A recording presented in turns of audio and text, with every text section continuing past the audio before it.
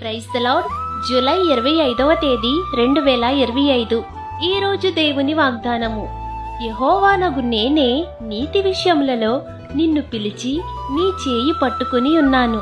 నిన్ను కాపాడి ప్రజల కొరకు నిబంధనగాను అన్యజనులకు వెలుగుగాను నిన్ను నియమించి ఉన్నాను. యెషయా గ్రంథము 42వ అధ్యాయము 7వ వచనం. ప్రభువు ఆత్మ మీ మీద ఉన్నది. బీదలైన వారికి సువార్తను ప్రకటించండి.